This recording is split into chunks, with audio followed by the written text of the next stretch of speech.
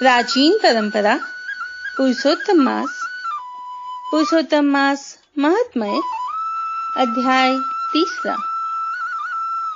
ऋषिगण बोले, हे महाभाग, नर के मित्र नारायण नारद के प्रति जो शुभ वचन बोले वह आप विस्तार पूर्वक हमें कहे। सूत जी बोले, हे सतमो, नारायण ने नारद के प्रति जो सुंदर वचन कहे वह जैसे मैंने सुने हैं वैसे ही कहता हूँ, आप लोग सुने। नारायण बोले, हे नारद, पहले महात्मा श्री कृष्ण चंद्र ने राजा युधिष्ठिर से जो कहा था वह मैं कहता हूँ, सुनो। एक समय धार्मिक राजा अजातशत्रु युधिष्ठिर छल प्रिय धृतराष्ट्र के दुष्ट पुत्रों द्वारा धृत क्रीड़ा में हार गए।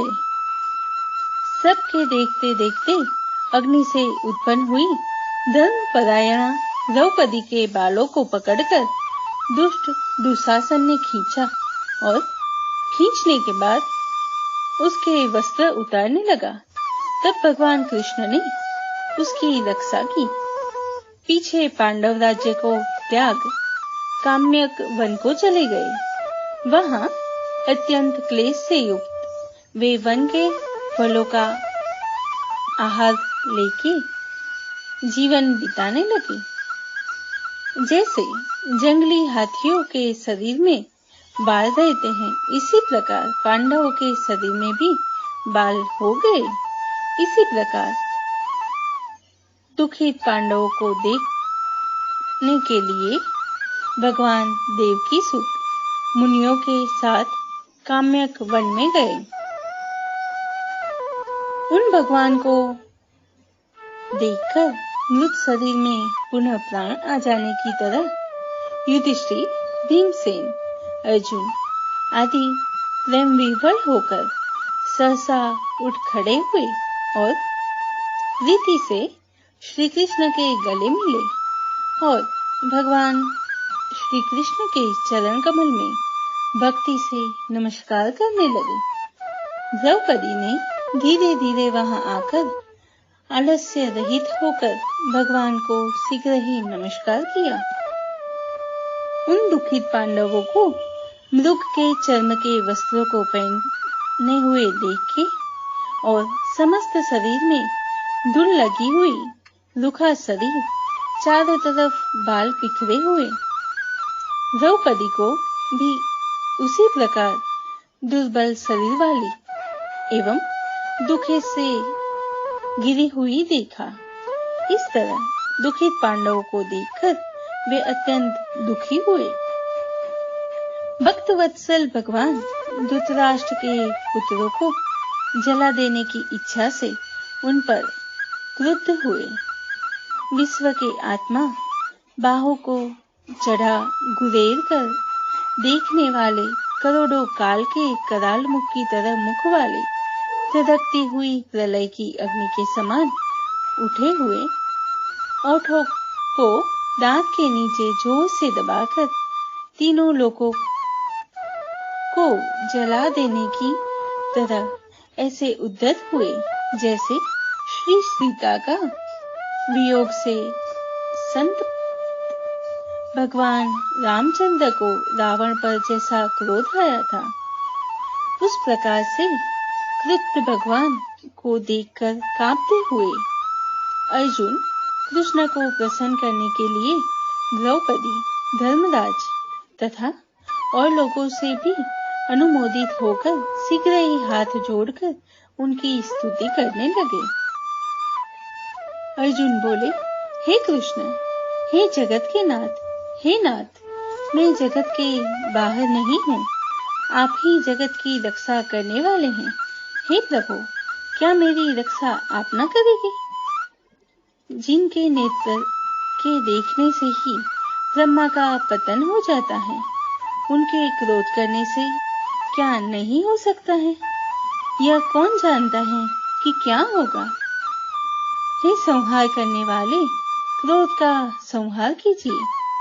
हे तात के पात, हे जगतपति, आप ऐसे महापुरुषों के क्रोध से संसार का प्रलय हो जाता है। संपूर्ण तत्व को जानने वाले सर्व वस्तुओं के कारण वेद और वेदांग के बीच आप साक्षात श्री कृष्ण में हैं। आपकी वंदना करता हूँ। आप ईश्वर हैं। इस चरात्मक संसार को आपने उत्पन्न किया है। सर्व मंगल के मंगल्य हैं और सनातन के बीज रूप हैं। इसीलिए एक के अपराध से अपने बनाए समस्त विश्व का आप नाश कैसे करेंगे? कौन भला ऐसा होगा जो मच्छरों को जलाने के लिए अपने घर को भी जला देता है? श्री नारायण बोले, दूसरों की वीरता को मर्दन करने वाले अर्जुन ने भगवान से इस प्रकार निवेदन कर प्रणाम किया। सूत जी बोले, श्री कृष्ण जी ने अपने क्रोध को शांत किया और स्वयं भी चंद्रमा की तरह शांत हो गए। इस प्रकार भगवान को शांत देखकर पांडव स्वस्थ हुए, प्रेम से प्रसन्नमुख एवं प्रेम विह्वल हुए। सबने भगवान को प्रणाम किया और जंगली कंदमूल, फल आदि से उनकी पूजा की।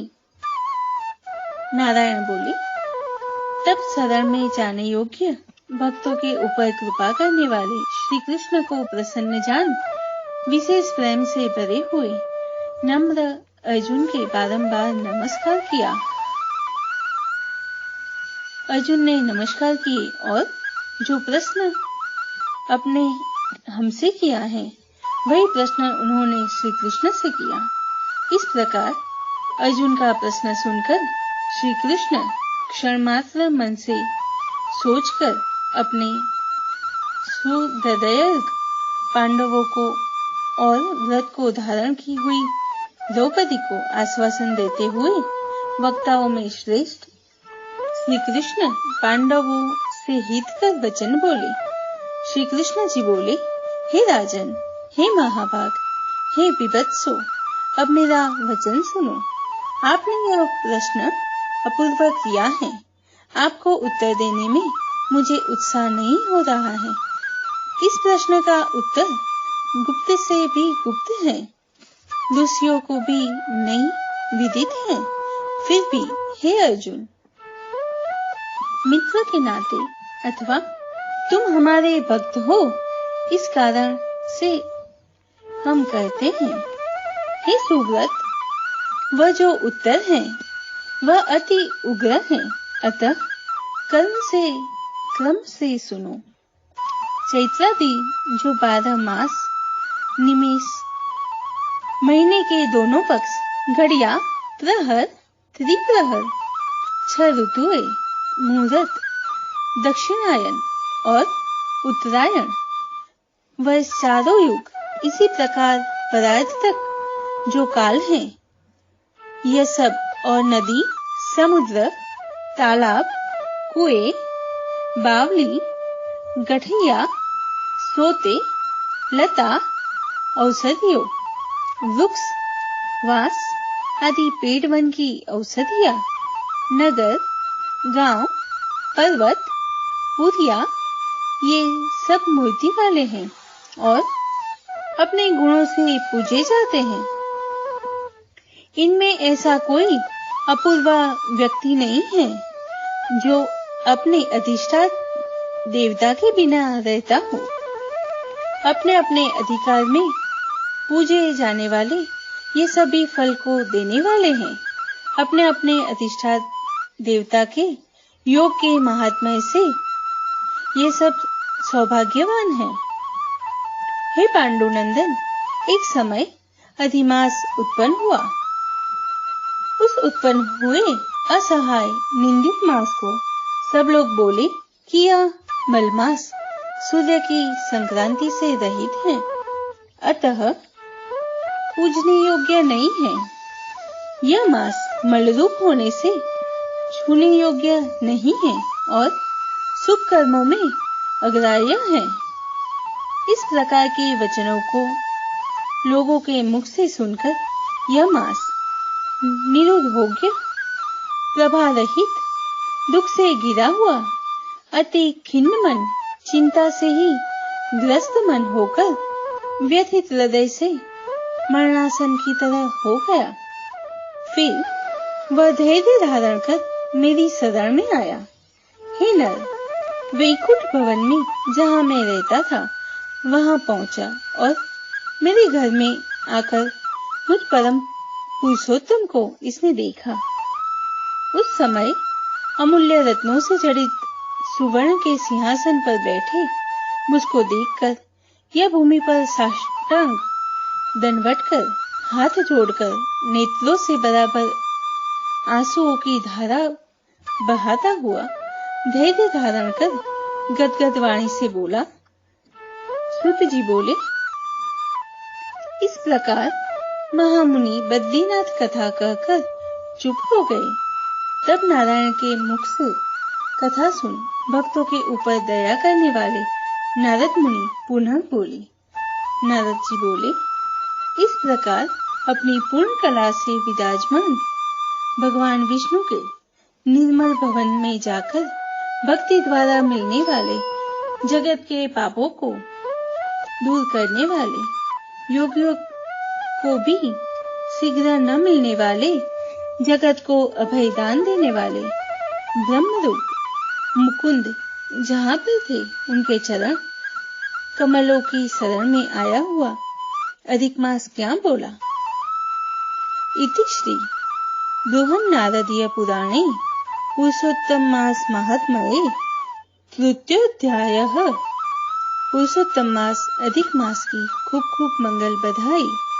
ओम नमो भगवते वासुदेवाय। पुरुषोत्तम भगवान की जय।